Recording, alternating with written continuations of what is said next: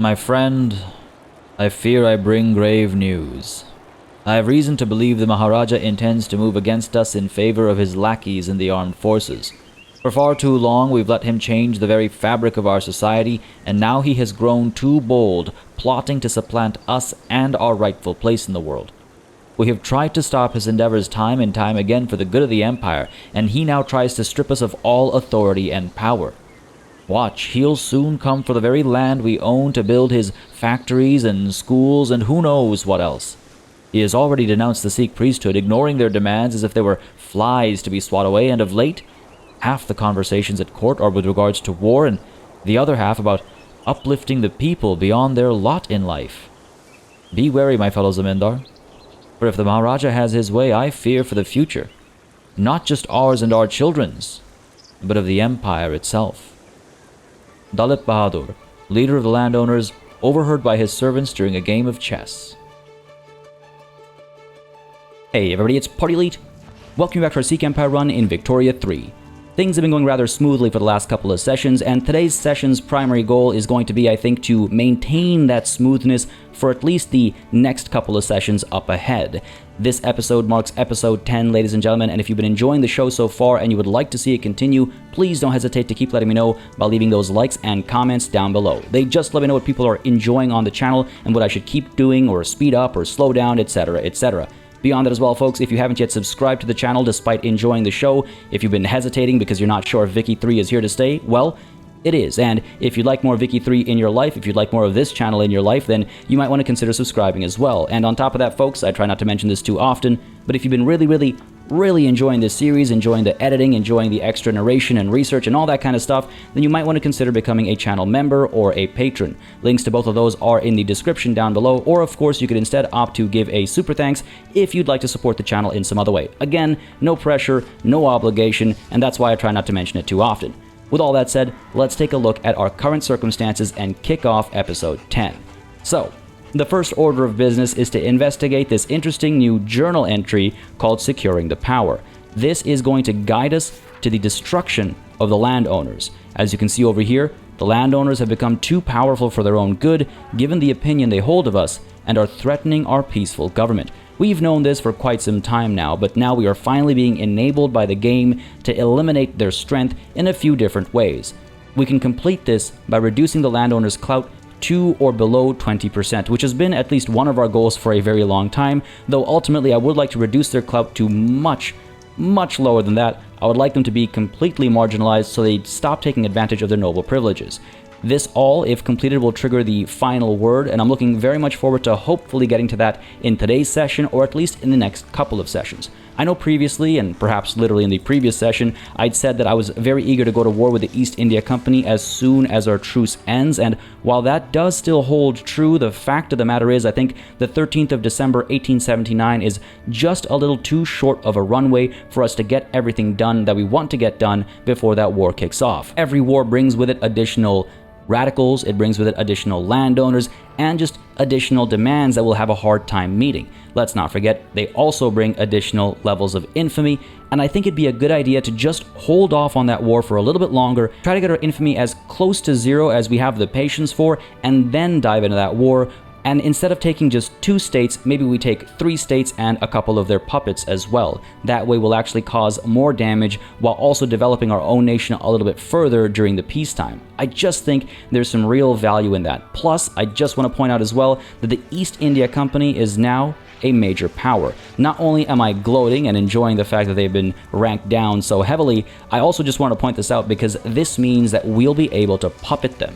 Now, I don't think our next war will allow for that because the population they control is still so massive that chances are the infamy gained from trying to puppet them will be just ludicrous, probably over 100 all on its own. But if our next war takes away 3 states as opposed to 2, then maybe we'll get their population low enough that we'll actually be able to puppet the entirety of the remaining East India Company and then annex them in a following war. So by being a bit patient right now, we might be reducing the overall time taken to displace and remove the East India Company completely, rather than if we were to jump into war after war in quick succession. We have the upper hand in the Indian subcontinent right now, so so I'm not too concerned about anything the East India Company might get up to. Let's instead focus on developing ourselves and, perhaps more importantly, displacing Great Britain. These guys are still a very great power. They are rank 2, their prestige is through the roof, and if we want to try and subjugate them, we have to make sure we bring them down a notch as well, or perhaps 2 or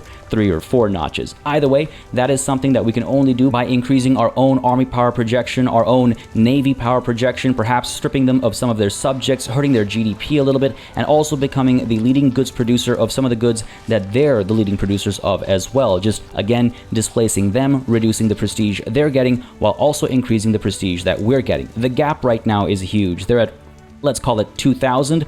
Meanwhile, we are at a comparatively measly 978, right? I'm still proud of our accomplishments, don't get me wrong, but we have a long way to go before we displace Great Britain. We'll work at it though. And the only way to do that is, of course, to focus on ourselves a little bit and make sure that we're spending the time, money, and effort on improvement and not just conquest.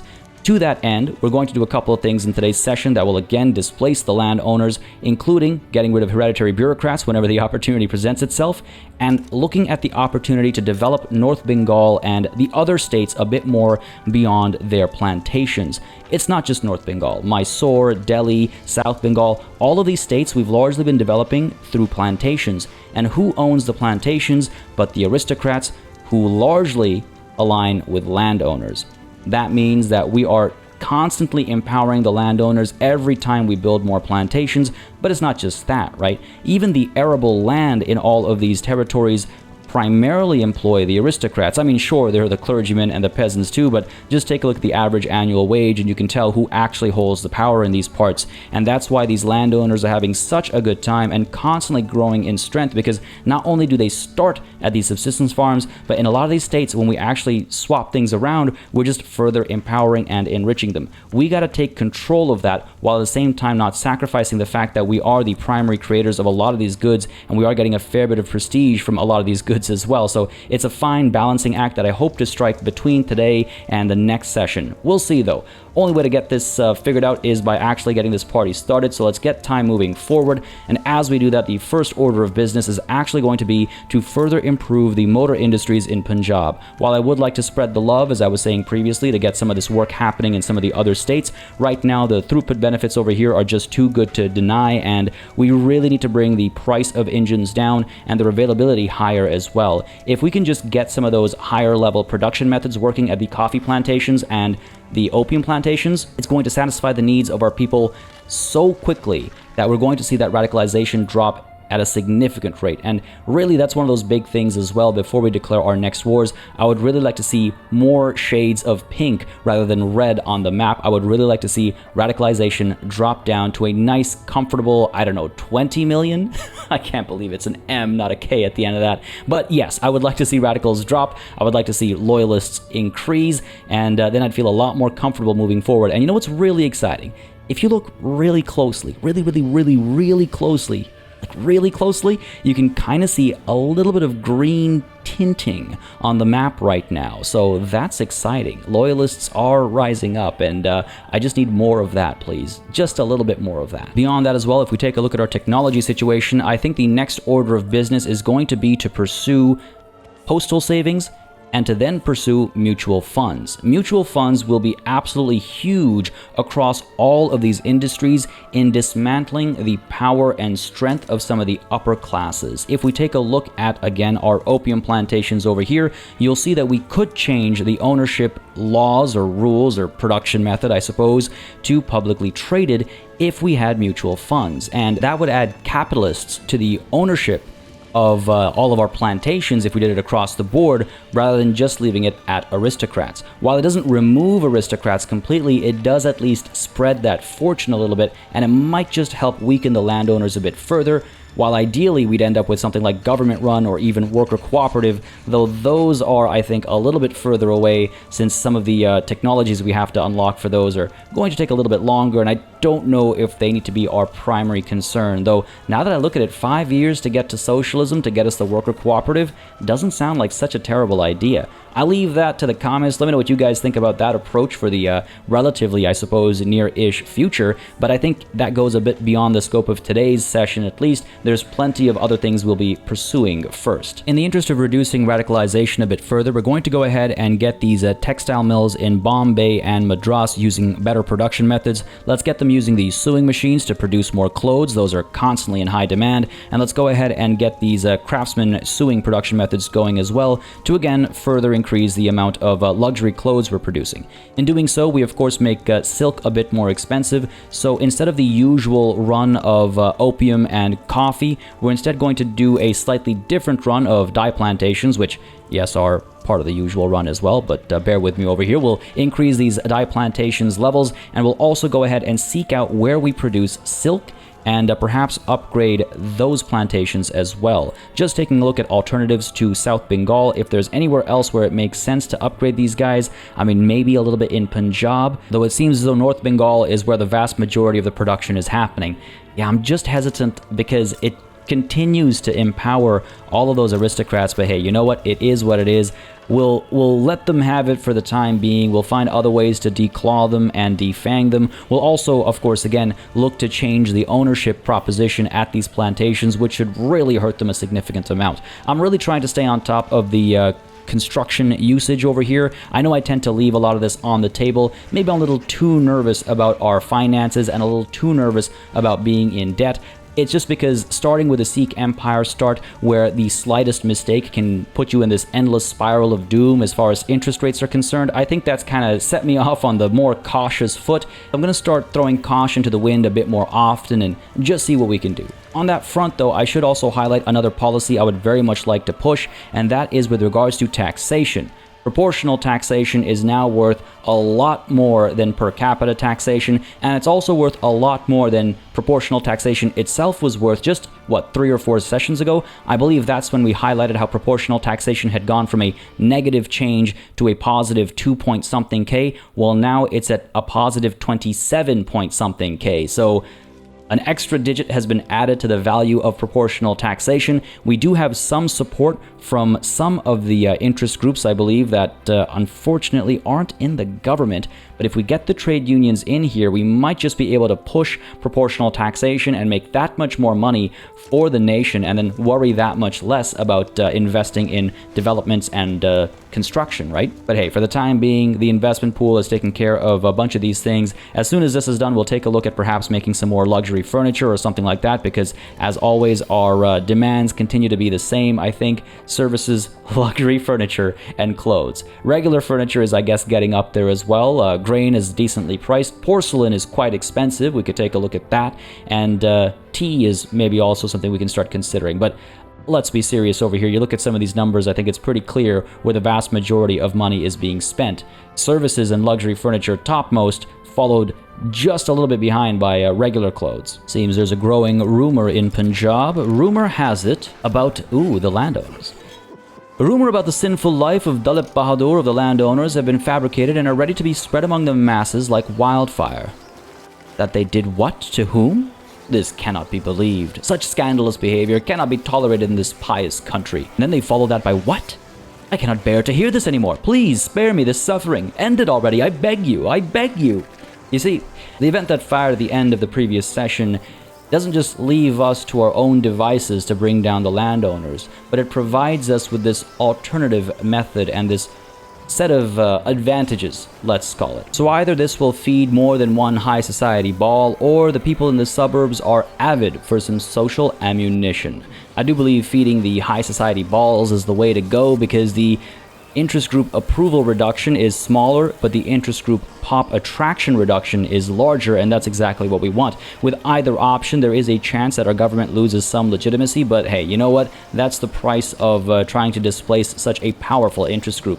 But let us go ahead and feed these rumors to the high society balls, yes. Now, as you can see over here now, the interest group attraction is being reduced by that interest group pop attraction sort of generically phrased negative, right below where it says suppressed, which is something we're still investing a lot of authority in, right? But hopefully this continued pressure is going to finally make a difference with the assistance of these event chains that we're seeing. Like I said at the title, I suppose, of the previous episode, enough is enough. I'm done allowing the landowners to basically run the nation from behind the scenes and cause us so much trouble and heartache and steal money as they deem and when they deem fit. So very much excited to see all this finally, hopefully, change. All right, let's continue to develop these furniture manufactories. I'm going to go ahead and stack 4 levels upgraded at the same time over here. Just really focus on one thing at a time. We've already made a lot of moves as far as services are concerned, but luxury furniture seems to be the next big one, and it is a fairly huge step above base prices that our people are paying. So why don't we go ahead and focus on this for the time being, and we'll keep an eye, of course, on the investment pool as well, and use that money every so often as well. Right now we're capped off pretty much as far as our construction sector is concerned, but we'll go ahead and dive in with the investment pool and keep kind of alternating between the investment pool's money and the government's money being used, and hopefully that'll keep things calm as we, well, carry on, I suppose. Silk remains tremendously expensive in the market, it seems, so we'll queue that up for the next upgrades. It's good to get a couple of indications like that as to what we should focus on, so fair enough, let's go ahead and double down on these silk plantations.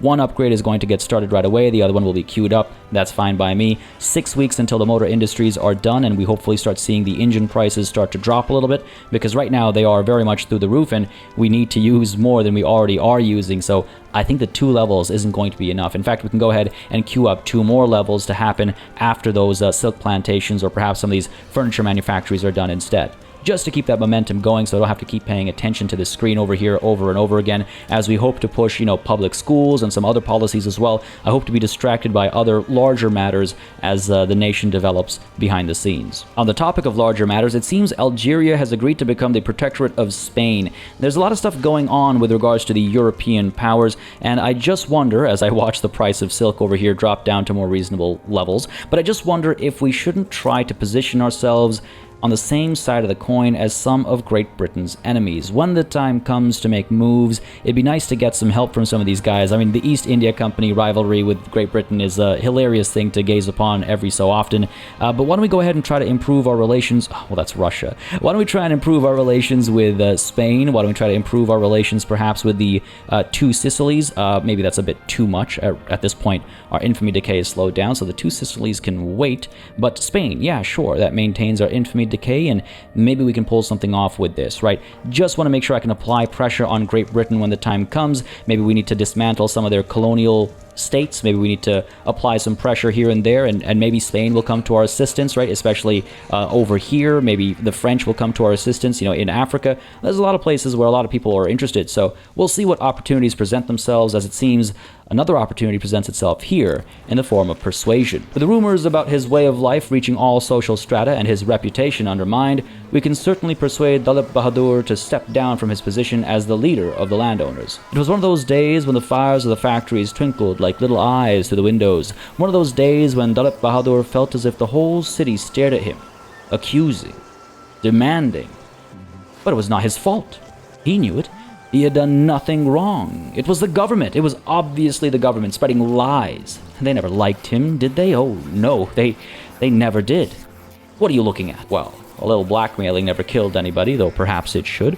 Or maybe we just need to make the scandal even bigger, or do we agree that this has gone too far? It would upset the armed forces who have been so excited about pushing the landowners down a notch, right? They're next in line, and I think that's why they're so eager to see the landowners fall from their position of power. But how do we approach this? A little blackmailing never killed anybody would further reduce their approval rating while hitting their interest group pop attraction rather significantly. It'll also force Dalip Bahadur to step down. Now, what kind of a leader is he? He is a jingoist, right?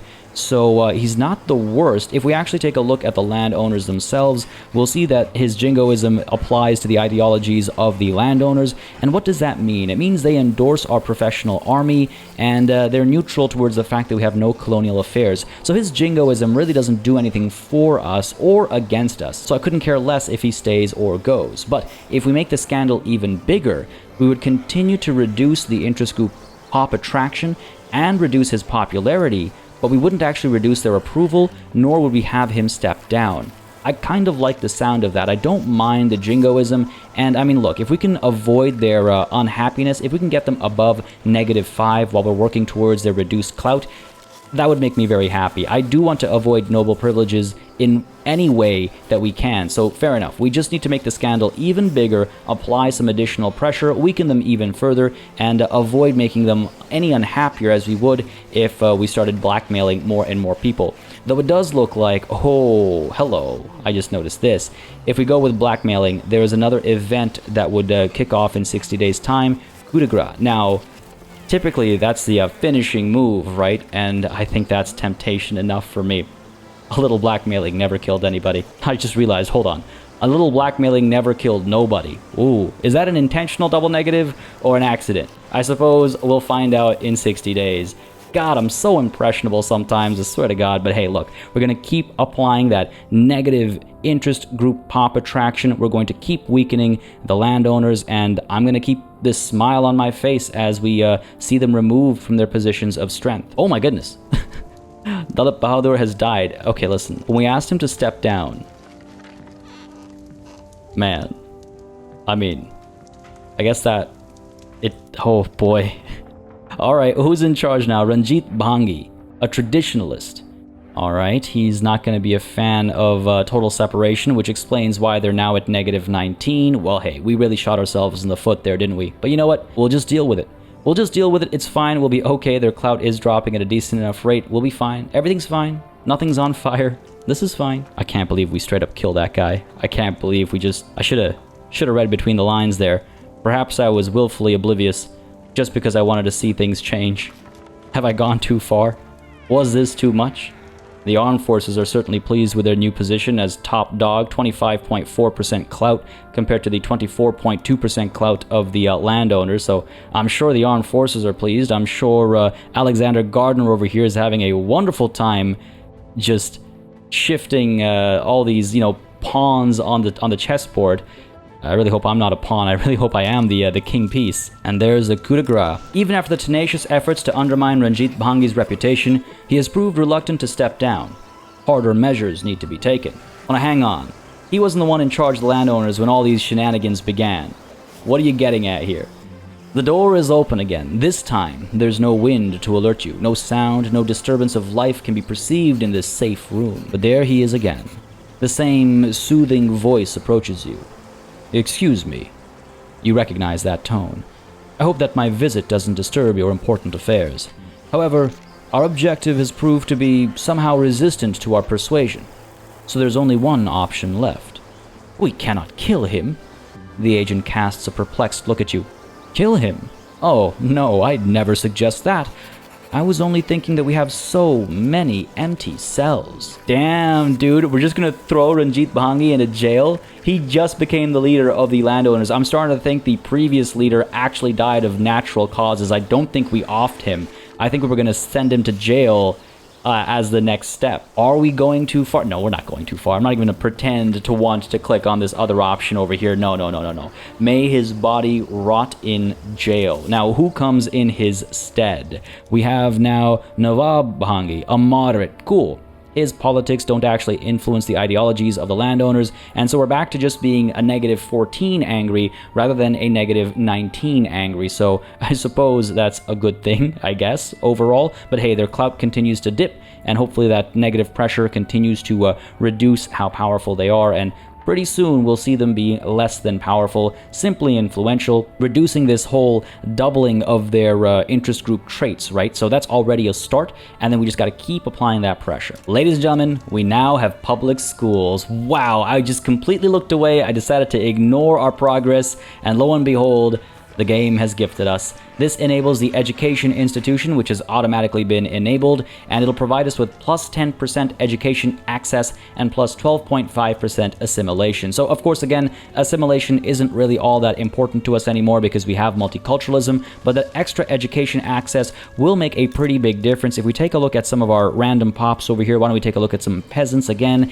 and just see their literacy rates over here. We'll see their education access is now at 30%, where it once was at 20%. And again, you can see that plus 10% from public schools is the difference here, and there's another plus 2% for each level of wealth. That way, if we keep encouraging these people to make more money, save more money, and get higher and higher with regards to their wealth level, we will see them have higher literacy rates, but at least the baseline of literacy has gotten higher as a result of the public schools. Now, their literacy should be going upwards, it seems as though it is, and that should affect our overall literacy as well. We are at 27.9% when public schools were passed and enacted, so let's go ahead and see just how quickly we rise up through the ranks and just where we end up after, let's say, a handful of years, and check in every once in a while. We are currently number 208 worldwide as far as literacy, with, again, that 27.95% literacy rate. Hopefully we'll see a nice upward trend. It disappoints me greatly that there is no chart to go with the literacy rates. We have charts for pretty much everything else, but God forbid literacy rates get a chart as well. Come on, game, come on, give me something here. Anyway, pleased as punch that we have this now. The intelligentsia are a lot happier, trade unions and industrialists are a lot happier as well, and I'm significantly happier too, not just because we have the public schools, but also because now we can take a look at the next law I want to pass. Now, I already spoke about the proportional taxation laws that I would like to see in place, but I just don't think we have enough clout amidst the trade unions to make that a reasonable move. The likelihood of success is so low that we'll probably just be wasting time. Instead, we should empower the trade unions a bit more, increase their clout, as has naturally been happening over the last handful of sessions anyway, and instead focus our attention perhaps on these bureaucrats. Again, hereditary bureaucrats have been benefiting the landowners for far too long, and we are now able to shift to appointed bureaucrats, which will make the intelligentsia a fair sight stronger, and it'll also increase our taxation capacity, both things that I'm completely pleased about. We could also take a look at elected bureaucrats as well, though I do believe we can't do that until we change our distribution of power, which I have no intention of doing anytime too soon. And though I do like the benefits of the elected bureaucrats, I think for the time being, appointed bureaucrats will do the trick. So let's go ahead and try to enact you. We only have the intelligentsia in our government. The petite bourgeoisie are unfortunately marginalized, so that'll have to do. And hey, if the intelligentsia with their current clout level were able to get public schools going, then I believe they'll be able to get appointed bureaucrats going as well, though it might take a couple of cycles to get the job done. Nonetheless, very pleased to have that happening because, again, it'll further reduce the power of the landowners, which, as I said previously, has kind of been the focus of my attention for some time now, in today's session especially. The intelligentsia, meanwhile, seem to be quite pleased with our current circumstances, and they've enabled propagandists, which increases migration attraction. Don't know how much of a difference that's actually going to make for us, but hey, it's nice to see them be loyal and pleased because it pleases me. Their clout will hopefully start to increase a little bit. I would really like to see them get richer and richer, and I've been trying to make some of the things that they're likely to use cheaper as well. Paper's been getting a bit cheaper as well. The intelligentsia tend to work in places that have paper needs, and they tend to be of the pop types that use paper as well, so that should help. And of course, with these furniture manufactories being done, that should reduce the price of our luxury furniture too. Once we get all this construction done, we should maybe consider the tooling workshops, by the way. The only reason tools were so expensive was because of all the construction that was happening. As soon as the construction completes, that price will go back down, but it's just something I would like to see be more permanently kept at a silver level, if not even less than that. Meanwhile, by the way, preserve hereditary bureaucrats political movement has kicked off. The radicalism is extreme, which I love.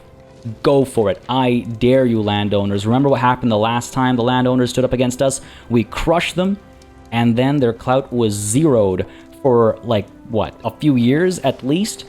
And if that were to happen, noble privileges would be out the door, and God, nothing would make me happier as we try to actually, again, declaw them and defang them, right? If they just declaw themselves, I'd be so pleased. Alright, well, this is definitely going in the right direction. The price of luxury furniture is normalizing a bit. I just wonder if we invest a little bit more on this front, perhaps. We'll just see how things change as employment over here improves, but we're down to plus 9% compared to base prices, which is already a good point to be at, though it looks like we're having some trouble hiring more people.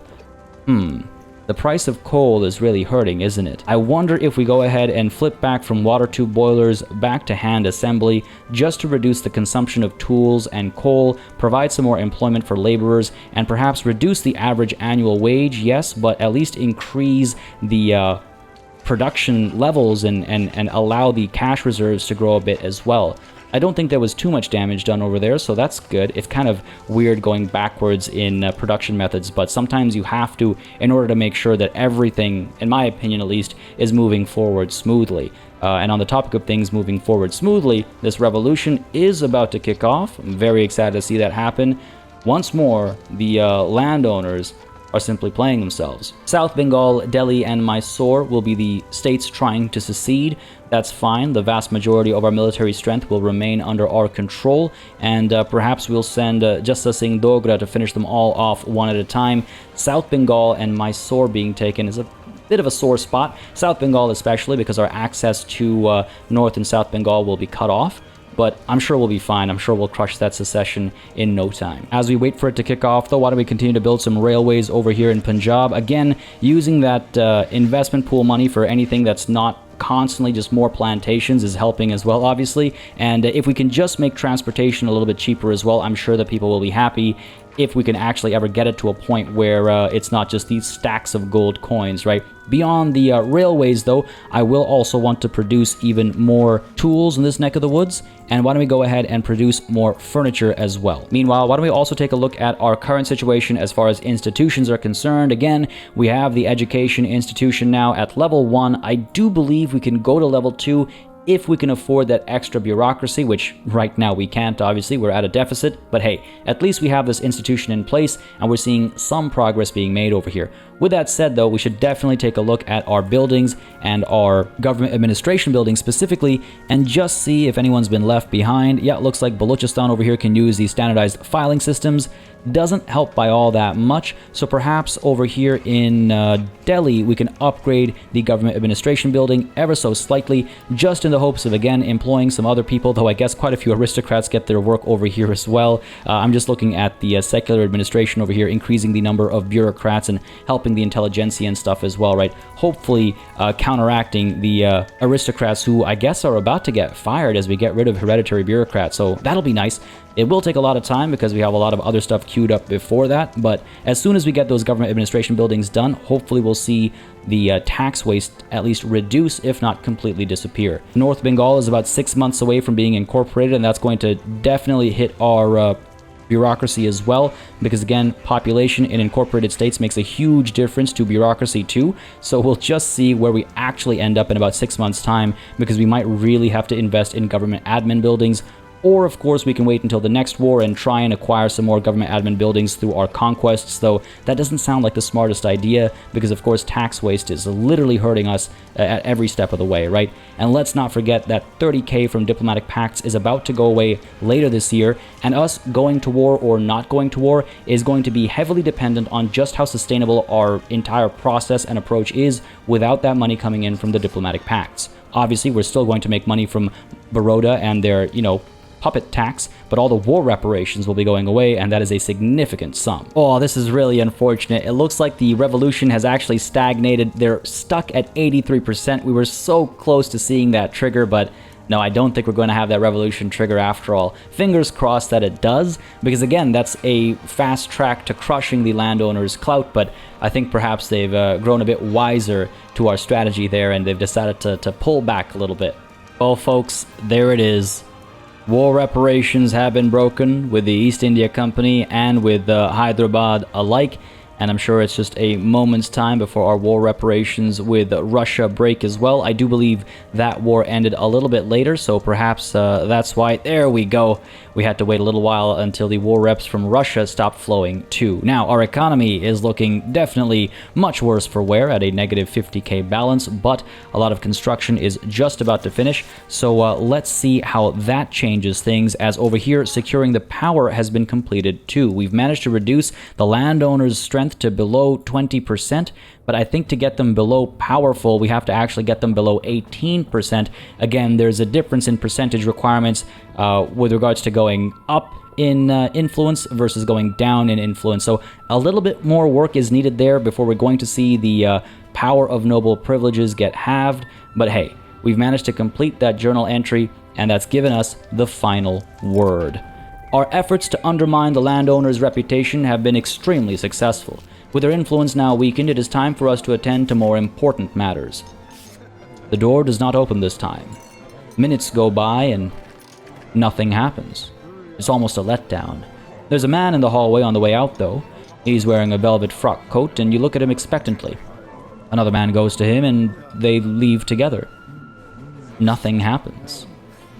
Well, perhaps people will know who to respect. Perhaps we shall never let them forget who achieved this, or it is a good moment to remind them about our laws. Ooh, we could either increase our authority by 10% or have nothing happen. We could instead perhaps guarantee a 5% increase to our authority, something which, by the way, has been a significant negative for a very long time now. Or we shall never let them forget who achieved this, increasing our government's legitimacy. I mean, our legitimacy right now is looking like, what? Pretty rough at 55%. I mean, I suppose we could increase this a bit, but what's another 15 going to actually do to this, really? It'll speed up our tax enactment, but is that really worth anything compared to authority, which already, again, is in such a huge deficit? Sure, let's take a chance over here. Roll the dice. It's a good moment to remind them about our laws, and if we're lucky, we'll get that plus 10% authority. If we're unlucky, nothing happens. No harm, no foul. And it looks like nothing happened, because that's just my luck. But hey, what's life without risks? Truth be told, that wasn't even much of a risk. There was nothing to lose there. Now, if we can just keep their clout dipping at that same rate, I mean, look at the cliff it just dove off, right? That would have been impossible to accomplish if we decided to go to war right now. We would definitely not see them go below 18% clout if we decided to take a few more states. Again, every state that the East India Company holds pretty much is under the grip, thumb, foot, heel, whatever body part you want to use of the landowners, and they'll just increase their clout when they join us. So if we can get this to dip down by enough, hopefully we'll give ourselves some headroom. The economy, meanwhile, is looking much worse for wear. My goodness, negative 65.6k. That's because some of the things that were being paid for by the investment pool are no longer being paid for by the investment pool, and they're being swapped out by the government admin buildings at the bottom over here, and hitting our economy a bit more. I do think we have to wait a little while before we go too significantly into debt. Yes, I know I spoke about me perhaps being overly cautious at the beginning of this session, but there's a reason for that, right? I don't think it's a terrible idea to play it a bit safe at times, at least. And our efforts have not all been for naught. I mean, we've made some progress as far as the cost of luxury furniture is concerned, and if we take a look at the radical count over here, this has been steadily decreasing over time, and the increases in standard of living are helping a significant amount. There are still decreases in standard of living from time to time, but hey, we're doing all that we can wherever we can, right? Meanwhile, as we wait to see the government admin buildings get completed over here, we'll hopefully see tax waste disappear, and we'll start making a bit more money. When there is very little construction happening, money's looking a lot better, which is promising, and of course, we can always go in and increase our taxation levels if need be.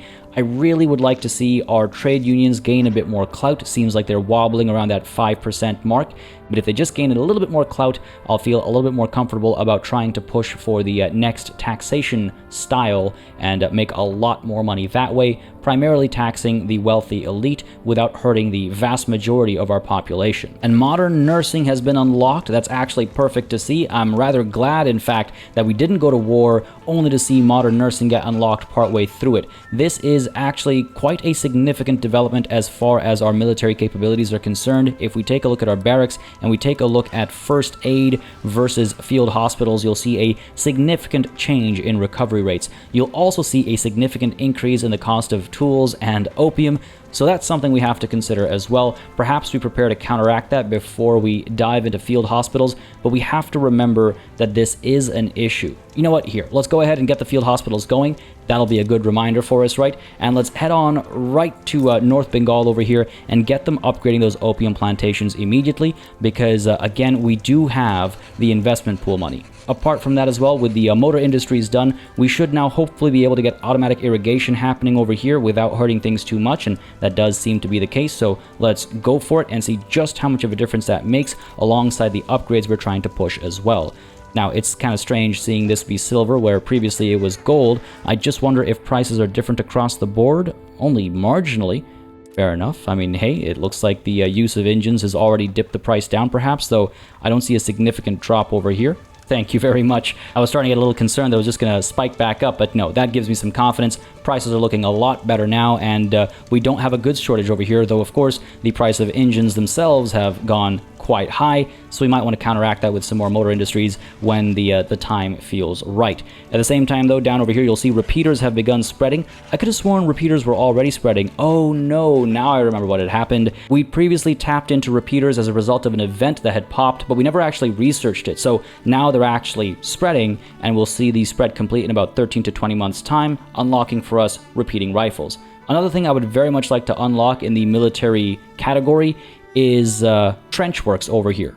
Once we have electric telegraph, which I'm hoping to see spread towards us in the very near future, we should be able to get trench works as we already have general staff. And with trench works, we'll be able to unlock trench infantry for the barracks and conscription centers, which further increases our training rate and offense, defense, and all that good stuff, but also our army power projection, something I spoke about early on in this session. That's really a good way to ensure we're climbing up the ranks a lot faster without having to do hundreds of different steps, right? So let's try and push towards trench infantry if it doesn't naturally happen after we've completed the gantry cranes over here. I mean, there's so much to pick from. There's so many options that are all worth a great deal in their own ways, but I think if we work towards that power projection a little bit, we'll stay on task, because let's not forget, we do have a goal, we have an objective for this playthrough, so let's not stray from it too much, right? Meanwhile, here we have the bureaucratic struggle kicking off. Our efforts to pass the appointed bureaucrats law have run into several classic bureaucratic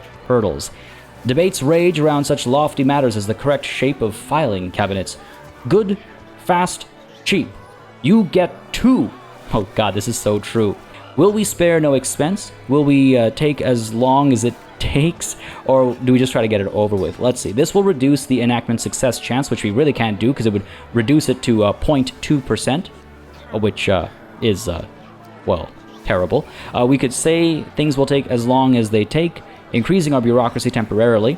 It will also increase the enactment time, but also increase enactment success chance, or we will spare no expense, hurting our bureaucracy, reducing enactment time, but also increasing enactment success chance. So we are looking at a difference of enactment time. I think we should go ahead and say this will take as long as it takes, because I don't mind so much about the extra enactment time. I mind more about losing out on bureaucracy, which would, again, cause tax waste and all that good stuff, right? So this will take as long as it takes.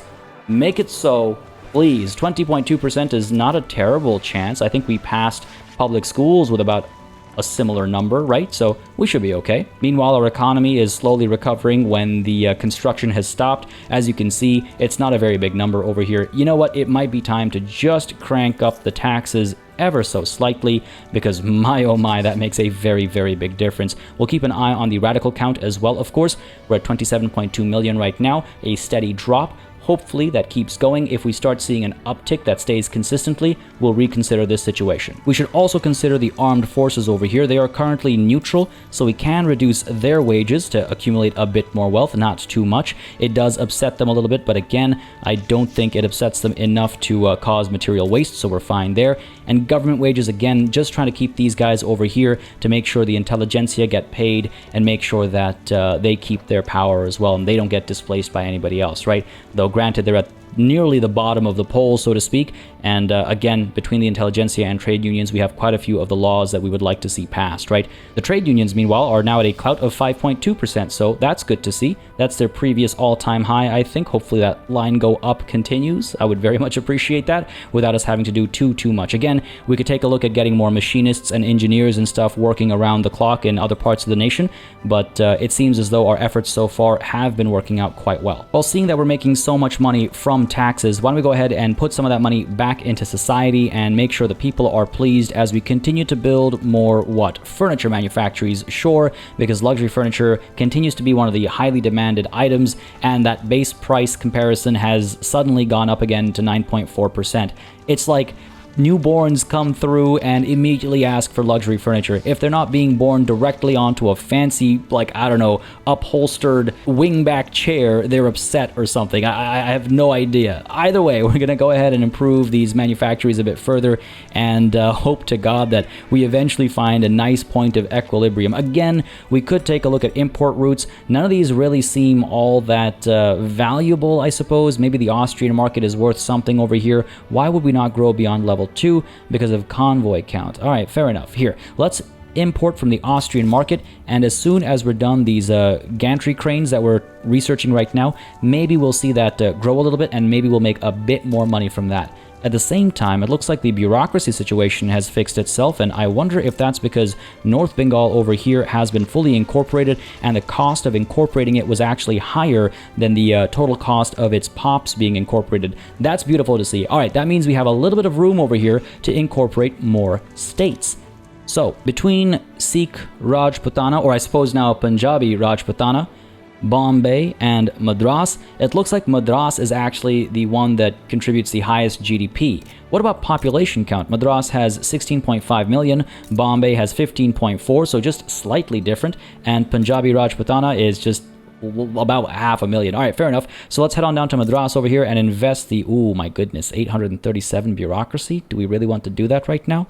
Or do we want to focus on Bombay, which is also too expensive? Or do we instead focus on Punjabi Rajputana because it's the only one we can afford without hurting ourselves too much, I suppose? Okay, fine, fair enough. Why don't we go ahead and incorporate that and wait a little bit longer so that we can upgrade our government admin buildings a bit more, and then we'll go ahead and incorporate Bombay or Madras. Just because I don't think the tax waste will outweigh the tax income we get as we're incorporating. We're not that far away from 837, I say, knowing full well that it'll take us a very long time to get there.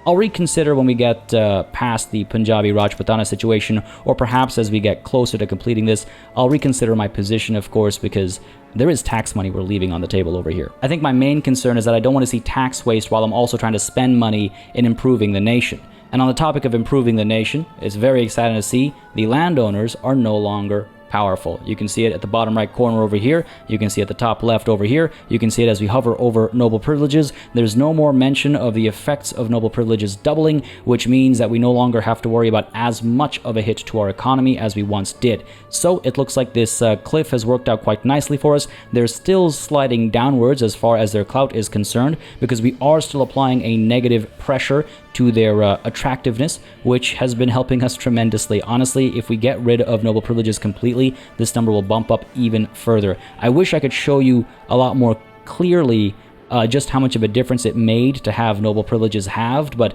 you'll just have to trust me that it bumped up, and I'm very pleased to see that happen, actually. Well, I thought we'd go in and produce more engines, but as I went in to upgrade the motor industries, I noticed that steel has become tremendously expensive, which is nice to see, because it means that our steel mills are profitable. However, perhaps they're a little bit too profitable now. Let's go ahead and upgrade these steel mills and produce just a little bit more steel to try and bring that cost down, and then we'll go ahead and upgrade the motor industries even further, because again, I would like to get the advanced irrigation and automatic irrigation, or whatever that production method is called. I'd like to get that happening in more and more places to further reduce the cost of various goods, including, yes, opium, that we are spending a great deal of money on, because of course our goods for military budget includes opium, which is now actually costing us more than artillery. My goodness. Yeah, we should really focus on that a little bit. The investment pool is flush with cash, so over to North Bengal we go, and we continue to empower the aristocrats and the landowners a little bit over here, but that's okay, because in other ways we are looking to remove their strength right as we move towards appointed bureaucrats, and as we continue to push them lower and lower over here on the pole. That's feeling pretty good. That's feeling very good, in fact, as over here we have a new event, If You Want Peace. The armed forces suggest a more hardline foreign policy towards Gwalior due to our poor relations. We haven't really, I suppose we have fought wars with them when we took on the EIC, so yes, I guess we set aside polite formalities and mark them as the enemies. They'll be a little upset at us, but hey, so be it. At least the armed forces will be pleased with us, and their approval rating will be neutral, despite the fact that we are reducing their wages to the lowest possible amount. Awad is upset at us because our rejection of slavery has led to their slaves fleeing to our territory for freedom. I feel like they need to get their priorities checked and kind of assess themselves, maybe look in the mirror a little bit, because that says a lot about them. Meanwhile, organized sports have been unlocked as well, which might be part of the reason why they fled to our nation, I'm just saying. Good to see this happen. Let's see what comes in its stead. Postal savings. Oh, that's excellent. That's perfect. That's what we needed as the stepping stone towards mutual funds. Now again, I'm not dead set on getting mutual funds, but at least we now know that we're making a move in the right direction, should we ultimately decide to do so as one of our next steps. Very excellent. Very, very excellent. All right, now as the furniture manufactories over here are completed, we'll again hopefully see the price of luxury furnitures drop by another step or two, and we'll go ahead and invest further in the motor industries to make sure that we're getting more engines out. While we do that, though, I do want to take a look at our buildings over here and just see if there aren't any more opium plantations that are worth upgrading to using the new production method without hurting their productivity too much. North Bengal, of course, was my priority because it's the largest of the opium plantations we have, and that's followed by Delhi, that's almost, half as big as the North Bengali opium plantation. So over here, if we move to automatic irrigation, we'll see a slight reduction in the cost of opium, but a significant increase in the cost of engines with the goods consumption there. That is a really insignificant drop in the cost of opium, isn't it? Nonetheless, we'll go ahead and chase automatic irrigation and just see if there are more places where we can do the same. Perhaps at Balochistan, we could go with automatic irrigation over here. No, there would be an input goods shortage, so we'll avoid that for the time being and just wait until some more motor industries have been completed. Meanwhile, despite our issues with limited resources, it looks as though there is a city of plenty in South Bengal. The most prominent members of South Bengal high society have been seen organizing luxurious parties in the new and lavish urban buildings. As always, the party will never end. Keep the party going, folks. On which note, let's also head on over to North Bengal and increase these opium plantations a bit further. I just feel as though if there is a huge amount of savings to be made, let's invest using the investment pool to reduce the cost of opium as far as our goods for military buildings are concerned. Again, the alternative approach is to completely avoid even first aid and reduce the cost of goods for military buildings completely during peacetime, and only when we're ramping up for war do we enable all those things. It's probably a safe bet to do that, honestly speaking, because we don't really have threats in the region. No one is really likely to declare war on us and catch us out of position. But I would like to try and project power, and I don't mean that in a game mechanic sense, I mean that in sort of a role-playing sense, in a storytelling sense. Which military powerhouse do you know goes around reducing its military production in peacetime? No, if they're a military superpower, they keep projecting that power. They keep producing more and more advanced technology, more and more goods and resources for that military complex, right? So we're going to try and maintain that look, that prestige that comes with having that kind of a military, even if that's not how game mechanics translate. If you're familiar with the channel, you'll be familiar with the fact that I like to roleplay and I like to try and do these things even when numerically sometimes there are better options from a pure min-max perspective. And a lot of the decision making through this playthrough has been along those lines, though I do try to justify or explain them when I make those decisions, so that if you're trying to do this run in a bit more of an efficient way, you know exactly which moves to perhaps ignore for the more smooth, I suppose, run. And there it is, folks. Gantry cranes have been unlocked. Fantastic. We have some money left in the investment pool, and that should allow us to upgrade our ports in Sindh, over in Balochistan as well. We should be able to upgrade our port, and in fact, we do have quite a bit of headroom over here, so we should perhaps consider upgrading this significantly more than everywhere else. But first, let's head on over to Bombay, get you, wow, upgrading by there. I've left a huge gap around here. Fair enough, we have some work to do, and that's good to see. I'm glad I've noticed at this point in time at the very least, and not significantly later than now. But let's go ahead and get all of these ports upgraded where we can to their maximum level, and then we'll go ahead and double back and increase the levels of ports across the board over here right up to their max, because again, the more convoys we have, the more trade we'll be doing, and the more trade we do, the more money we make from tariffs, and the more money we make from tariffs, the more money we can use to eliminate our enemies across the board, but perhaps most importantly in the very near future, here in the Indian subcontinent. Yes, of course, most of these ports have been queued up and aren't being built up right away, and yes, of course, a lot of that money is going to be coming from the government as opposed to from the investment pool, because 271k is not enough to spread out over the next 40 or so weeks of construction. But for the time being, I think that does need to be our priority, because the tariffs will continue to go higher and higher. We're now at 39.4k. A couple of sessions ago, we were talking about being at 20k. So things are looking pretty good. We just have to make sure we keep pushing that number, because, yeah, I mean, hey, things are looking very good when we're not actually handling any construction whatsoever. Meanwhile, it seems as though there's been a law advancement with regards to appointed bureaucrats, increasing enactment success by 10%, bringing us to 30.7%, but not actually getting that law enacted.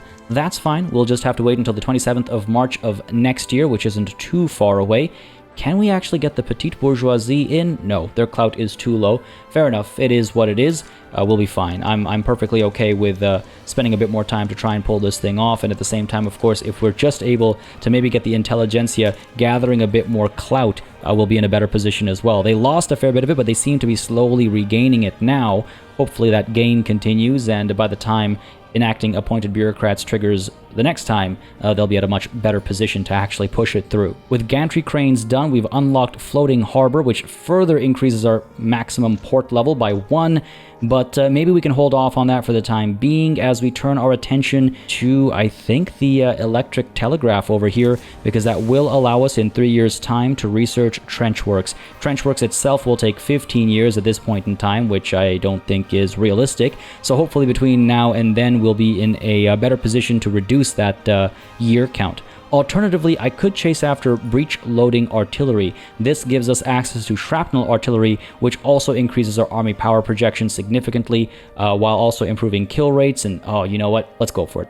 Breech-loading artillery it is. We'll have that done in 3 years' time, and maybe that's when we'll trigger our war and just even more significantly overpower the East India Company, wreck them, end that war quickly, and not have to worry about the devastation it causes, not just to the land and the people, but also to our economy. On the topic of which, my goodness, we were at plus 63k. That was a beautiful number to see when, of course, all of these ports had to be taken under the control of the government, as the investment pool has entirely run out of money. So with negative 106k in construction goods and only part of that being covered by the investment pool, we're only at negative 16.3k. That's feeling fantastic. All right, these ports are getting completed, and we'll just have to keep an eye on the cost of clippers, because of course, as the ports upgrade, the clipper usage will go higher and higher. So we just want to make sure we don't shoot ourselves in the foot as far as the cost of clippers are concerned, but the added convoy count should really help increase our money made from tariffs. We were at 34k, 34.2k, let's say, for tariffs when all these ports started being built, and let's just keep an eye on this over the course of the next handful of months or even a year or so, just to see where we end up. And now the Great Qing are trying to import luxury furniture from us. No, stop, don't make me embargo you, because I will do it. They've been constantly taking some of our most important resources from us, and it's been absolutely maddening. We already have Protect Domestic Supply going here, but despite that, yeah, there's nothing we can do to keep this below level 7, I don't think, apart from a straight-up embargo against the Great Qing. Very tempting. I mean, we'll make the money we can make off of the tariffs over here for the time being, but I just wonder if there is an alternative approach we can take over here. Maybe after we're done enacting appointed bureaucrats, we finally take into consideration that juicy tariff increase that protectionism would grant us, a plus 37.3k change in revenue from our current tariff law. That is huge, and the chance of enacting this is actually at 39%. Well, no, realistically, it's at 25.5% with the rural folk, and actually with the trade unions weighing in as well. That's not too shabby. Where's the extra percentage coming from? I'm not sure, but you know what? I do think we should push for protectionism next, because we're producing so much. We're at the forefront of industry, at the forefront of technology, and all we're seeing is all that good stuff being taken away from us by outsiders. Meanwhile, over here, we have the Great Molasses Flood. Oh my goodness. A storage tank full to the brim with molasses intended for rum distillation has burst, flooding the streets of Multan's commercial center, killing dozens and injuring hundreds of bystanders. The molasses, waist deep, covered the streets and swirled and bubbled about the wreckage. Here and there struggled a form. Whether it was animal or human being was impossible to tell. Only an upheaval, a thrashing about in the sticky mass showed where any life was. We could close the distilleries while the wreckage gets cleared, reducing the food industry's building throughput, or one tragedy must not stop progress, and that'll make quite a few people quite a bit more radical. Oh no, I think we should close the distilleries while the wreckage gets cleared. I mean, food has never been a problem for our empire, and hopefully this doesn't cause an issue for the next 5 years' time. We'll see, of course. I just think that immediate increase in radicalization would be unfortunate after the steady downwards trickle, and I also think that maybe we care a bit more about the people as the trade unions are gaining more clout. Again, right, consider that roleplay angle. Trade unions are starting to become more and more important in our nation. That means we have to start taking care of the people and the workers a bit more than we previously used to. So sure, people might have to die sooner or later, but when it comes to molasses, I don't want to be too slow to make a decision that favors the trade unions. Oh my goodness, groceries have skyrocketed in cost immediately. That's, I think, a result of the decision we just made. But fortunately, I don't think too many people are too reliant on groceries in our nation, because we still have quite a few people using other methods of getting their food. We'll take a quick peek over here and just see what the situation is in terms of groceries. 0.4% of expenditure for the upper strata. Our middle strata over here are looking at 0.4% as well, and the lower strata are looking at about 0.3%. So really not concerned about the increase in cost of groceries. That's fine by me, though clothes and furniture remain a serious issue, don't they? Especially among the lower strata over here. We could take a look at improving the clothing situation, especially with the textile mills. I just wonder if there are better textile mills elsewhere, or perhaps just textile mills elsewhere in general, because we keep upgrading Punjab, we keep applying pressure to Punjab and, blowing it up more than it needs to. Maybe we can spread that love a little bit over here in South Bengal. Sure, let's go ahead and upgrade the textile mills there and provide some employment opportunities to the capitalists, engineers, shopkeepers, machinists, laborers. Anybody who's not an aristocrat in South Bengal will find an opportunity at these textile mills, right? So let's go ahead and perhaps turn our focus a bit to South Bengal. The main reason Punjab was our focus for so long is because of that decree encouraging the manufacturing industry over here is helping a tremendous deal, and I don't want to just ignore that, obviously, but there are other factors we're trying to balance at the same time, obviously. Oh my goodness, a general has died? That is how you refer to him, the Maharaja Ranjit Singh? A general has died? That is more than just a mere general. Our very king, the very heart of our nation, has passed away, and in his place has come, presumably, his son, Karak Singh. A traditionalist, a member of the armed forces, he is known to be reckless, he has expensive tastes, though he is an expert political operator, a demagogue, and a celebrity commander. I suppose those last two go hand in hand, but my goodness, folks, the Maharaja has died. Long live the Maharaja. At the age of 81, we have this glorious man, Karak Singh, taking over the beautiful empire of Punjab that his father before him has built, and I do hope that Karak Singh proves capable for the task at hand. He is loved by his people, which is promising, but I fear he is not long for this world. He was born on the 13th of October, 1800.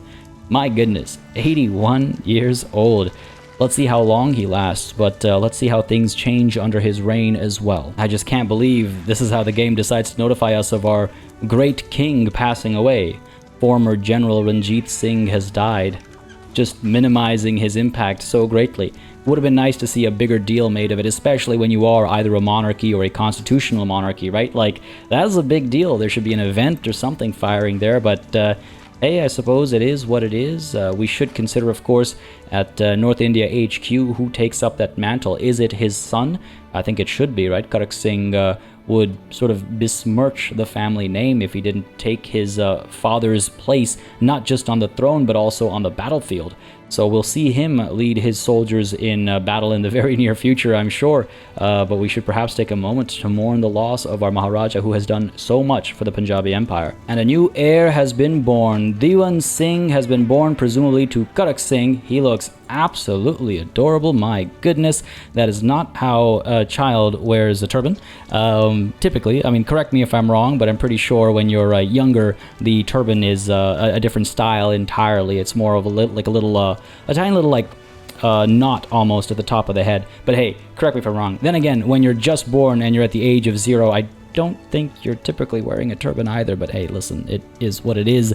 I grow a little nervous every time Great Britain makes a move closer and closer to our beautiful nation. We see here a diplomatic play where Great Britain is trying to subjugate Kathiri and Jabal Shamar as well as Hejaz. These guys slowly joined Kathiri, the primary target, over time, and Great Britain has just spread its tendrils to try and secure a vast tract of land over here in the Middle East. I don't know if I like that.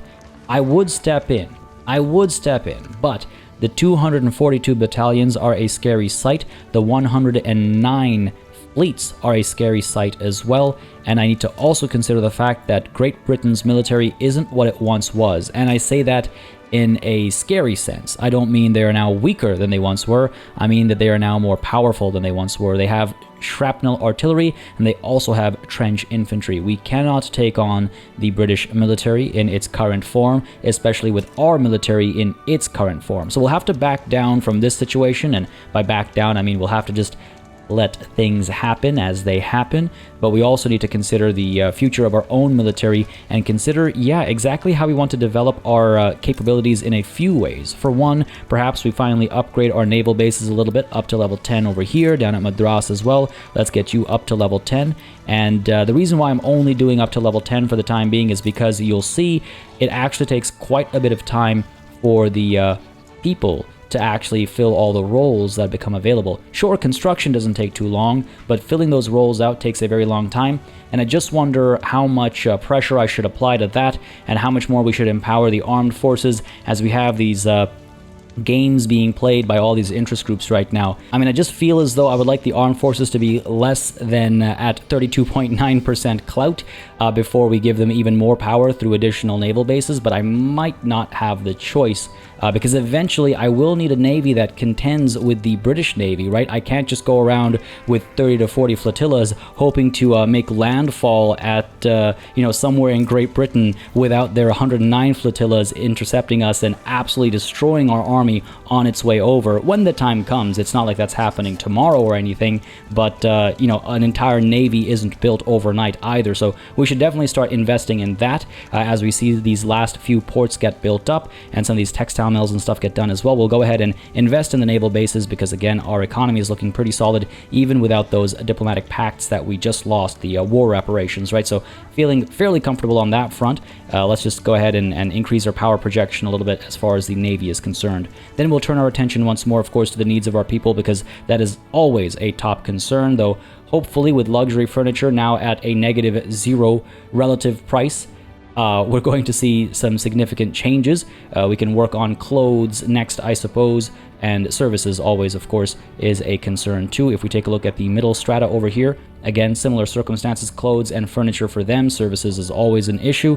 And lower strata over here, meanwhile, they're looking pretty good, but clothes and furniture, yeah, that seems to be the most important things we should try to work on. So fair enough, let's head on over to South Bengal, head on over to their textile mills. And yes, I'm aware that upgrades are already happening, but let's go ahead and stack some more on. Why not? Because we know we can sustain it. So we might as well, right? I'm not too concerned. Gold reserves are looking pretty good, and sure, we're at a negative number over here, but I know that the moment all this construction goes away, this number is going to be hugely positive, so I'm significantly less concerned than I once was. And on that note as well, you know what? I think I'm willing to risk a bit of tax waste. Let's go ahead and begin the incorporation of either Bombay or perhaps Madras. I believe Madras has a larger population still. Yes, it's a huge gap to try and close, and it is a bigger contributor to our GDP as well. So let's go ahead and incorporate you, buddy. Yes, of course, it'll cause some tax waste, but that didn't seem to hit us too hard, truth be told. So that's fine by me. And oh my God, tariffs looking beautiful over here, and they're still able to grow even higher, of course, as these additional ports get completed. Meanwhile, what do we have over here coming in from Sikkim? Oh, interesting, a defensive pact with Sikkim. Now, I don't know if there's any value to doing that. I mean, I suppose we'd improve our relations, but if anyone's under threat, it's these guys. And if we side with them, then maybe others in the neighborhood would be a little bit more hesitant to declare war on them. Or maybe they would try their luck and I'd be able to push some of my own war goals and maybe secure Nepal, Bhutan, maybe liberate Tibet, though I don't fancy my chances against the Great Qing. I am curious, though, if we take a look at one of their barracks over here, what is their military technology? Oh, hello, line infantry and mobile artillery without any type of first aid or anything. So we should actually be able to overpower them despite their significantly larger numbers. Oh, this is tempting. A couple of sessions ago, I saw a very interesting comment that suggested that maybe with the Punjabi Empire growing in strength and stature as it is in the region, perhaps we should start taking an interest in the happenings of other parts of South and Southeast Asia. We see the European powers continue to exert themselves over all of these nations, and perhaps we don't want to take them for ourselves, but perhaps we want to support them and keep them from being taken by others. And this honestly feels like it broaches that topic. Sikkim sits rather weak and meager to our north, and if we don't help them, who will? Perhaps one day we can invite them into our market, perhaps one day we can make them part of our nation as well, but for the time being, sure, let's accept this defensive pact with Sikkim. It's actually kind of interesting because if memory serves me correctly, and those that know the region better feel free to correct me if I'm wrong, but if memory serves me correctly, historically, the Kingdom of Sikkim was actually working with India, British India, I think, at first, and then the Union of India, and then the Republic of India, because it had different names throughout its history based on the status of its independence and constitution and things like that. But anyway, that's besides the point. Sikkim was a protectorate under India for quite a bit of time until sometime in the 70s. I want to say like the mid-70s, 75 or so, when Sikkim finally became a part of India and was its newest state at the time. So funnily enough, this defensive pact has some alignment with the real-world history, I suppose, though in reality we would make them into a protectorate, which, hey, maybe we move towards, right? Eventually they might be interested in doing that. We would need, a customs union, and we would need them to abandon their strategy of defending the borders. Sure, we don't have any power over that. But hey, you know what? I like it. The defensive pact sounds good to me, and hopefully it doesn't become essential to them, right away. Ideally, they didn't finagle us into something over here. All right, folks, it looks like Kathiri here backed down in this diplomatic play against Great Britain, which means Great Britain was only able to subjugate Kathiri and not any of the others that they were trying to subjugate as well, which, works out for the better as far as the region is concerned and as far as the overall stability of Arabia is concerned. And I'm glad we didn't get involved, because then the shots might have started popping, and then things would have been problematic, I think. Well, this is unfortunate. It seems as though the trade unions are rather unhappy with the government, and I'm not sure why. They're happy about some of the recent changes we've made, but I guess our overall approach to things upsets them. Not a fan of that. I mean, we'll see if eventually when we change per capita taxation, they'll be happy enough. That's not my next move, because they haven't garnered enough clout for us to do that. We don't have enough bureaucracy for a health system. We're certainly not getting rid of our monarchy or the autocracy just quite yet. Social security is something we could consider, I suppose. Legal guardianship is something we could change, but just not sure about the hit to wealth generated by dependence when we do that. Ooh, not sure about this. Again, work to rule over here hits our state construction efficiency. So, not a fan of that. Not the end of the world, but certainly not a fan of that. Separately, we have meritocracy kicking off over here. Our inability to enact appointed bureaucrats is hurting us, but what does meritocracy have to do with this? A new guard of intelligentsia bureaucrats are outshining the landowners in every aspect of their work. This is a very encouraging omen for the efficacy of appointed bureaucrats. They think that just because they were born with a silver spoon in their mouth that they deserve the most important positions, but their privilege and entitlement makes them lazy, nepotistic, and arrogant. We, by contrast, have had to work for all we have, and there are real consequences for failure. Advancement should be based only on merit, not on birth. So clearly appointed bureaucrats is the correct policy, giving it a plus 20% enactment success chance, or we point out that the landowners have done a shoddy job, further reducing their political strength, or we encourage the intelligentsia to join the civil service, increasing their political strength instead. Now, the landowners have seen a constant drop in clout since our work behind the scenes, let's call it. So I don't think we have to further push them down. I mean, the negative impacts of suppressing them and the interest group pop attraction reduction are still there. So I think pretty soon we'll see them completely reduced to nothing. With that said, I think we can ignore the fact that the landowners have done a shoddy job, and I don't think we really care to encourage the intelligentsia to grow any further right now either, as much as I would like to have the enactment success chance increase. So clearly, appointed bureaucrats is the correct policy, and hopefully with over 50% as our success chance over here, we'll see appointed bureaucrats actually come through with the next round. Meanwhile, down over here, the trade unions have actually deactivated work to rule immediately after activating it, so perhaps I shouldn't get so worked up with every notification. And now threshing machines have been unlocked. I don't think we'll be using them just yet because, again, the tool cost, coal cost, just too high, and the reduction in laborer employment is not ideal for us even still. So it's good to have the advanced technology, of course, but I just don't think we're in a position to use it just quite yet. And in its stead, we now have steel railway cars spreading, unlocking tanker cars for oil rigs we don't have, and unlocking steel passenger carriages for the railway, reducing how much infrastructure it provides, but increasing how much transportation it provides in its stead, while also consuming more steel and reducing some employment. Interesting. Very interesting. I actually haven't seen what the situation is as far as transportation in, let's say, Punjab. If we take a look at the railway over here, yeah, transportation is still ludicrously expensive across the board. I just wonder what we can do to bring the price down. Has the investment pool grown? It has. Fair enough. Let's go ahead and invest in the infrastructure of Punjab. I've checked all the states. All of their infrastructure is pretty good. But let's go ahead and push the one at Punjab a little bit further. Fair enough. Let's go ahead and double down on you. It'll take 23 weeks' time. And of course, the investment pool's money temporarily and then ours for the rest of it. But hey, we're fine.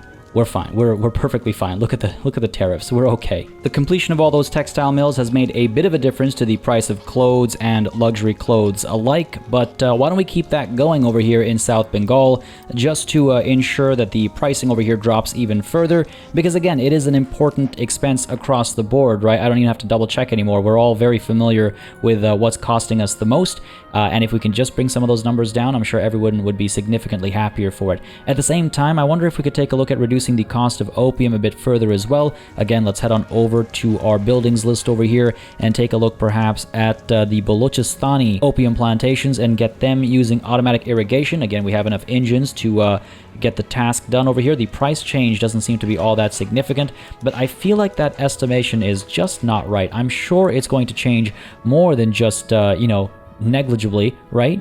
And that looks like a bigger dip than it was initially proposing. We'll see how much of a difference it makes. Of course, these opium plantations aren't nearly as big as the ones in North Bengal, so it's not going to have as much of an impact, but I would have liked to see the prices drop a bit more than they've been dropping lately. Maybe we should invest in some of these opium plantations to, again, further reduce the weight as far as goods for military buildings are concerned. Opium remains one of the most expensive items that the military is currently paying for. Oh, well, this is interesting. Rubber has been discovered in Mindanao. Probably butchering the pronunciation there, but the Spanish Philippines will now be able to produce rubber. Interesting. We haven't really invested in that ourselves, so I'm quite curious to see if we'll ever be able to take advantage of that. If I'm not mistaken, if we take a look at Mindanao and its rubber plantations, I wonder if we'll be able to produce rubber ourselves. I'm just curious because if, again, memory serves me correctly, South India does have a decent bit of rubber production. And again, feel free to correct me if I'm wrong, if your information about the region is better than mine, if you're better informed than I am. But I'm fairly certain that South India has a decent bit of rubber production. And I wonder if it's just a matter of discovering rubber production and the availability of rubber in the region before us having access to it. Then again, we don't even have the technology to do it, so it's not like we can do anything about it just quite yet. But I do wonder if that will happen, or if I'm mistaken, and rubber was instead brought into the subcontinent afterwards as a result of colonization, and only then was it made available in the subcontinent. Again, not entirely sure, but we'll have to keep our eye out on it. This is one of those goods that becomes highly demanded, I believe, as the game goes on. So if we can capitalize on it, we definitely should. We're already making so much money from our tariffs that, hey, if we can keep focusing on trade as a source of income, then we most certainly should. It's a nice kind of a feather to put in our cap, being sort of this trade hub. Unfortunately, we will not be able to put the feather of appointed bureaucrats in our hat still, because there seems to be the need for the Maharaja to intervene in the political process. Yes, the Maharajas will be done. The intelligentsia will be a little upset about this, but so be it. We are now at 73% success chance over here. If it doesn't trigger the next time around, I don't know what else I can do about it, truth be told. Fortunately, the intelligentsia, despite their newfound disloyalty, aren't actually unhappy with us, so eventually they'll get over it and they'll be loyal once more, I'm sure. Oh my goodness, I was just taking a look at where we could spend our money next, and it seems as though transportation has actually become somewhat affordable in Punjab. My lord, oh, it's become affordable across the entire empire. Well, that's very exciting to see. We could keep pushing this price down. It's not something that's really needed by many of our people, I don't think. Let's just take a peek over here. Transportation is about 5% of the expenditure of the upper strata. What about the lower strata over here? Are they reliant on transportation?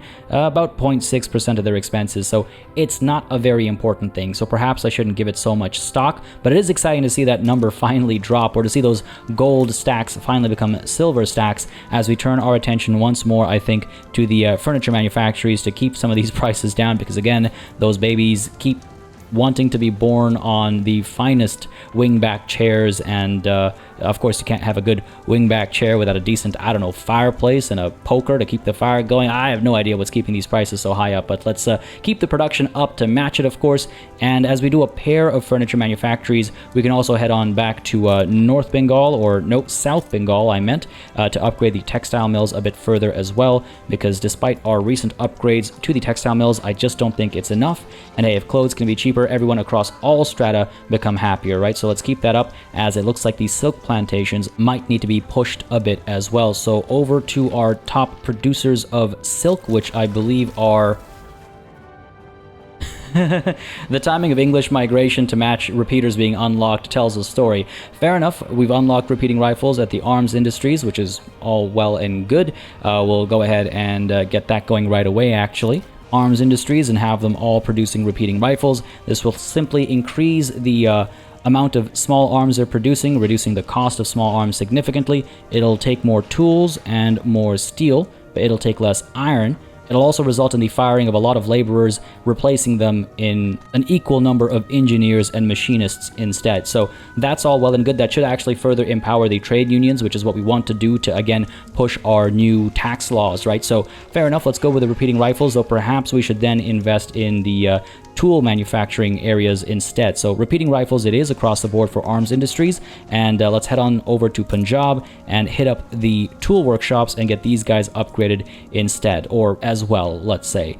Meanwhile, yes, the repeaters have been unlocked, and in their place we now have breech loading artillery spreading to us. We were already researching this, so we've given it a bit of a head start.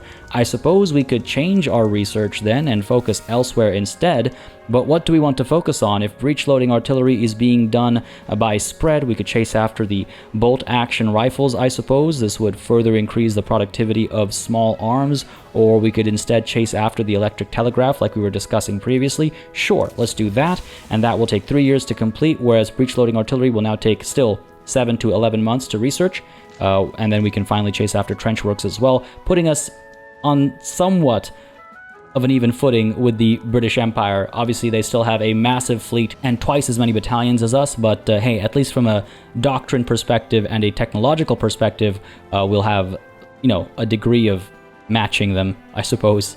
Postal savings has finally been unlocked, and while its own increase in maximum cash reserves isn't going to do anything for us, it's this mutual funds technology that we were actually interested in as far as postal savings were concerned, and oh no. Here I was hoping for good news at the bottom right corner with regards to what spreads to us next, but instead, we've received the news, by post one would assume, that the great General Alexander Gardner has passed away. He has served us very well. He has served us tremendously, and he will be missed. Syphilis won't be, but he was a celebrity commander, an expert artillery commander as well. And as you can see, he was loved. Died at the ripe old age of 99. Damn. Makes the previous episode's introduction hit that much harder, I suppose. Nonetheless, everyone's time comes, I suppose, and we'll have to completely restructure our entire military, I suppose. We'll have to hire a bunch of new generals when the next war comes. The East India Company won't recognize half the people and half the tactics they're facing off against, which, you know, works to our advantage, I suppose, but at the same time, psychiatry is beginning to spread towards us. It'll automatically reduce the bureaucracy cost from population, and it will increase our influence. You know, I don't mind the reduced bureaucracy costs from population, so that sounds good to me. Would have much preferred mutual funds, I think, but hey, avoiding that tax waste doesn't sound like a bad idea either. And again, these furniture manufacturers just not doing enough despite these upgrades. We got to push these numbers even lower. Let's go. Let's go. I'm expecting some serious progress over here, and as these tooling workshops get completed, why don't we go ahead and invest a bit further in the opium plantations of North Bengal as well, again just to encourage the reduced cost of opium and to encourage further savings as far as goods for military buildings are concerned. Ladies and gentlemen, there it is. Appointed bureaucrats. Fantastic. Absolutely fantastic. That's going to help our economy so very much. I really wish this graph was actually legible so we could see how much of a difference these various things actually made, but I do believe that's going to help our income tax collection a fair bit. As you can see, our taxation capacity increases across the board. It'll also increase the intelligentsia's political strength. while simultaneously reducing the landowners' political strength. And folks, they are already the weakest of our non-marginalized interest groups. This session has been magnificent in getting their political strength to drop. And you can just see it's been cliff after cliff after cliff, and pretty soon they're actually going to become completely marginalized. Now, with appointed bureaucrats in place, let's go ahead and make sure that if we take a look at our government administration buildings, we have professional bureaucrats in place, and we do not, which means, of course, we have to head on over to here, scroll on down to our government admin buildings and get all of them using professional bureaucrats instead, completely firing all of the aristocrats and replacing them with bureaucrats. Again, they have a tendency to join the intelligentsia compared to the aristocrats, who, as we've discussed time and time again, have a tendency to join the landowners. So be gone, all of you, and we should also consider where else there might be some options opened up. I do believe that's everything. And I think we're comfortably going to see the landowners fade away into nothingness after this move. Very glad to finally see that done. And let's go ahead and take this opportunity then to push, I think, for proportional taxation. Again, that's plus 22.3k change in revenue from our current tax law. It's between that and protectionism, which is a plus 55.9k change using tariffs as they currently stand. That is a huge, huge change. Oh my goodness. See, it's a matter of balancing a couple of things. Do we care more for the money alone, or do we also care for the impact it has on the various people, of course, right? Tax collection change determines who actually gets hit by tax collection, whereas protectionism is separate from those that are taxed, right? You know what? With a 21% chance of success here, I feel like protectionism might actually pass sooner, so we'll start making that money sooner, and then we can start moving towards the new tax laws sooner as well. So, you know, in the long term, this is how I'm trying to get proportional taxation passed sooner rather than later. Yes, that's what we'll tell the people indeed. Yes, yes, yes. Trade policy, let's get protectionism going over here. I think that's the right call. We've been talking about it for quite some time, so here it goes, and hopefully it doesn't upset too many people by too much. I mean, landowners can suck it. I mean, sure, whatever, be upset. I don't care anymore. You're worth nothing to me. But yes, as soon as that passes, we'll go ahead and push towards, as I've been saying for some time now, the new taxation policy, and together that will make us tremendously wealthy, and we will almost never have to worry about our budget outside of really overdoing things, I suppose. Now, I say that, of course, as the industrialists activate their tax avoidance policy over here, I suppose. Hopefully we'll see that disappear soon enough, and hopefully we don't have to worry too much about these guys taking the place of the landowners causing us trouble, because hey, we'll do to them what we did to the landowners just the same, right? We'll shut them down and prevent their tax avoidance from meaning anything if we have to. Yeah, see, it's like no matter what we do over here, luxury furniture just stays ridiculously expensive. Plus 14%. I thought we'd made some progress over here. What about regular furniture? Plus 2.9%. At least that's better. But no, let's go ahead and stack on some more of these chairs. Keep the furniture manufacturers upgrading, and keep those prices down. I think what's happening is that everyone who's importing the luxury furniture is taking more and more away, and we're just allowing that to happen. Hopefully the new protectionist policies will prevent this trade route from growing too strong. It already has, if you ask me, and it'll allow us to keep more luxury furniture at home. We're already using protect domestic supply, but it's just not enough over here. And again, the only way to get the great ting off our back as far as stealing our chairs is concerned is by embargoing them. And in order to do that, of course, we have to first upset them. We have to reduce our relations. They're cordial right now. That's a lot of work, and I would really prefer if we could simply get them to stop by virtue of giving up, because it becomes too expensive for them. Oh, it looks like radicals took a huge hit to their number over here. Negative 2.28 million. A lot of that happening from the increases in standard of living, it looks like. That is a huge drop, and I'm just curious what that's associated with. It's just so very nice to see these negatives become smaller and smaller over time. I'm so glad we've been able to manage this, and at the same time, the number of loyalists has been going up as well, and as happy as that makes the industrialists, unfortunately, it's not making them happy enough to avoid paying taxes. That just sounds like industrialists to me, I suppose. Fair enough. Oh, you have money for your hedonism, but you don't have money to pay your taxes properly. Wow, that does sound like industrialists. My goodness, this game is a lot more accurate than I think it realizes. Bureaucracy, though, is looking like a bit of a situation over here. Negative 2.17k. My goodness, what is going on there? Is that the result of our recent changes? That's a huge hit. Yes, that is a result of our recent changes. Negative 25% bureaucracy population cost modifier has been removed, and now we're seeing the true cost of bureaucracy while trying to manage this many people. But that's okay, because if memory serves me correctly, we do have some technology spreading towards us right now that should help counteract that loss, right? Well, not by nearly the same amount, but sure, yeah, we'll say that'll make a difference. Technically it'll make a difference, but hey, despite the 41% tax waste, we're still making money while we're building stuff, so you know what? I feel fine. Naturally, I don't like the tax waste, so we are, of course, going to build up some of these government administration buildings and try to avoid it as best as we can, but there's only so much we can do as far as building these things ourselves and investing in these things ourselves before, we just start wasting money. I think the real move is going to be acquiring more government admin buildings that the East India Company has already built up and upgrading them to use better production methods instead, and that'll hopefully help reduce this gap. But it is nice to see that despite the massive tax waste, we are still making some money when we're not building stuff. Of course, high taxes is affecting that, but eventually protectionism will kick in and hopefully counteract the tax waste, and then we'll get our new taxation methodologies in as well, and all that stuff will kick in and make wonderful changes as Madras over here continues to be incorporated. When it eventually is done, we'll see a nice bump over here as well. They're at about, let's say, 4k at about 50% done, so about 8k when it's been fully incorporated, which isn't insignificant either. Tariffs, meanwhile, continue to skyrocket over here. 63.4k coming in from tariffs alone, and I won't be surprised if this is the request from somebody to get a trade agreement going. No, Afghanistan, get out of here. You're lucky I haven't conquered you already.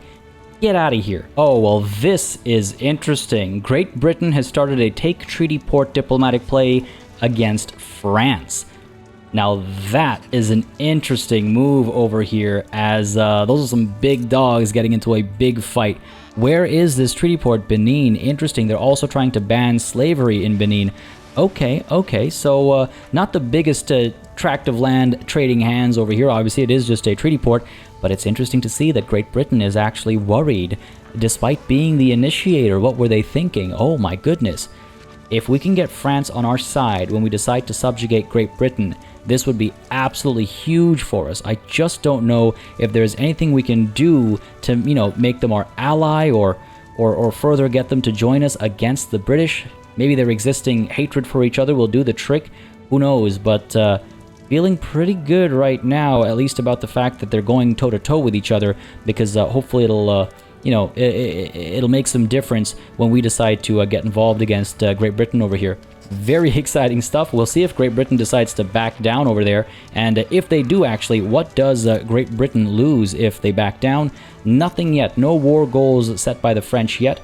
We'll see what comes of it, because I'm very excited to see Great Britain get cut down to size. I mean, again, not speaking from a technical perspective, game mechanics perspective, but just in general, just to have their, confidence checked a little bit. Russia has now decided to end the rivalry with us, and they're now proceeding to improve relations with us. I think they've realized that they don't want to go toe-to-toe with us, and they would much rather have us on their side than on anyone else's, should someone decide to pick a fight with them. So, good on them, good on them. Everyone has the opportunity to learn and improve. But would you look at that?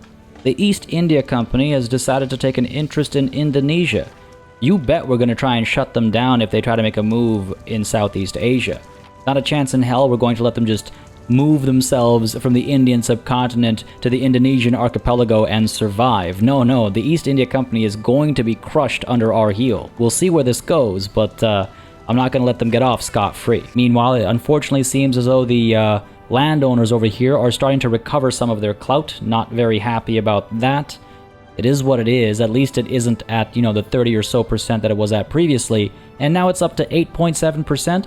What is assisting them so much? We've pushed so hard against everything that makes them happy, but we've lost, of course, that extra negative modifier that we had for the almost entirety of this session, and I guess they're just recovering from that, as at the same time we've been unable to enact protectionism, though we have seen some new supporters get attracted to the movement, increasing the enactment success chance by 15% for the next go-around. Fair enough, that's all well and good, but why don't we head on over to North Bengal and invest some of that investment pool money and build up some of the railway over here. That way we'll provide some employment opportunities to bureaucrats, clerks, machinists, and laborers, and hopefully reduce the number of landowners over here a bit further as well. I don't know, just trying anything I can here, because this number is really starting to pick up very quickly, and I am not a fan of that. Is it time to get rid of the monarchy already? I don't think so. How are they able to recover so quickly? We'll see if we can't shut it down, but obviously eventually when we take over more territory, they'll start to come back in, large numbers. We just have wanted to create a good baseline over here, and I feel like we just fell short of it. Hey, at least they're not powerful, though. At least noble privileges doesn't hurt us as much as it once did, and at least when we're not building anything with our own money, we're making a ton of money despite that tax waste. My God. Tariffs is really doing a lot of heavy lifting over here, isn't it? That is really nice to see, and it's only going to go higher. Wow. Fair enough. Let's resume the additional construction of furniture manufactories in Punjab, because as always, this price refuses to stay as low as I would like it to stay. Wow, you saw plus 5% for luxury furniture. At least furniture is now at a more reasonable price, and that should hopefully help bring the radical count even lower over time. But let's see if we can't get luxury furniture a bit cheaper as well, right? Just watch. Eventually, as we get protectionism going, we're just going to have this massive surplus of luxury furniture, and all of our furniture manufactories are going to collapse in on themselves because luxury furniture is going to become too cheap. Just wait and watch. Hopefully that doesn't happen, but it would not surprise me, not one bit. All right, rubber has now been discovered in North, East, and West Borneo. So I suppose now is the time for rubber plantations to become available across the board, and again, we'll just wait and see if we have that good fortune with us as well. And there's that breech-loading artillery done as well, giving us access to shrapnel artillery for our barracks and conscription centers alike. Not going to waste any time in getting those in place because, folks, we are, of course, yes, gearing up for war. This is going to increase the cost of ammunition temporarily. I say temporarily, of course, because we're about to head on over to Punjab and take a look at our munitions plants over here and go ahead and upgrade them ever so slightly, but also I think build up some munitions plants perhaps in South Bengal too, to again find a way to try and employ other people, right? It can't just be aristocrats all the time making all the money. So let's try and get some more munitions plants spread out a little bit. It'll take some time for all these guys to get built, but by the time all that's done, and by the time the tremendous negative penalty from equipment adjustment is gone, we'll be in a comfortable position, I think, to declare our fresh war, as infamy has almost been completely zeroed out, which would allow us to move in and hit the East India Company where it hurts. We could, yes, make them our puppet if we wanted, but the infamy gain over here is about 200, so that doesn't sound like a very good idea, because I'm pretty sure people are going to get very upset at us. However, we could definitely consider, conquering some of their states instead. There is, for example, like I was saying, Andhra, 32.5. There's also East India Company, Orissa. That's 26.9. Wow, a bit more than I'd expected. And of course, Bihar is a very juicy target as well, considering the coal situation, another 32.5 infamy. And then we can, of course, consider stealing some of their puppets as well, like Orissa perhaps, and maybe even taking Hyderabad for ourselves. Though you'll notice at the bottom right corner, rubber has been discovered in Ceylon. Ceylon? I've never known for sure exactly how to say it. But they have rubber plantations as an option down over here now. So there you have it. Like I said, South India, and granted this isn't South India, but it's the south of India. It has the option to produce rubber, and this could be very helpful for us if we ultimately chase after rubber plantations. I wouldn't be surprised if there's more to come to the southern tip of the subcontinent, because I'm fairly confident, and even more confident now, that yes, rubber production is a thing in South India. But again, correct me if I'm wrong, though I do feel fairly confident in that statement right now. We'll keep our eyes peeled for that opportunity, of course, but separately, no, I think we have to keep our attention on the mainland over here, and if anything, we'll get them to liberate Ceylon, as opposed to taking it for ourselves, maybe make them our friends or something like that. We'll see. That conversation, though, we'll save for next time, folks. This episode has gone on for long enough. We've made some great strides, though the landowners seem determined to undo a lot of our work. How do they grow so strong? How are they already at 15% clout? How are they already at, almost doubling their impacts from noble privileges? I feel like a huge amount of work that we've done over here today has been set aside. But let's not be too upset at that, because there's much to be excited for as well. The radical count has dropped significantly. The loyalist count has increased significantly. Our financial situation is looking better than ever, despite, again, that tax waste. Our literacy rates are looking fantastic. We were at the, mid-20s when we last checked, and now we're at the, mid-30s, almost low 30s, let's call it, because it's round up to 32%, let's say. Number 188 worldwide. Still a long way to go, but hey, things are looking pretty good, I would say. And if we take a look at our prestige, we are increasing that gap between us and Russia, and slowly catching up to Austria, though of course Great Britain is still a ways away. Very proud of our progress in this session, despite the return of the landowners, as the case might be, or the revenge of the landowners, I suppose we could call it. We'll see how this all plays out next time, because they're of course going to get another bump as we conquer more territories where they hold a lot of sway. Folks, if you enjoyed this session, please don't hesitate to let me know by leaving a like and a comment down below. And again, if you've not yet subscribed, don't hesitate to subscribe either, as Vicky3 continues on this channel. On top of that, again, if you've been enjoying this series a lot, then you might want to consider becoming a channel member or patron. Links to both of those are in the description down below. Or again, you might want to consider hitting that super thanks button that is located just below the video too. As always, a massive thanks goes out to all of the channel members and patrons who've been supporting the channel on a monthly basis. Y'all keep us alive and running smoothly. And of course, a big old thanks goes out to each and every one of you for watching. Until next time, cheers.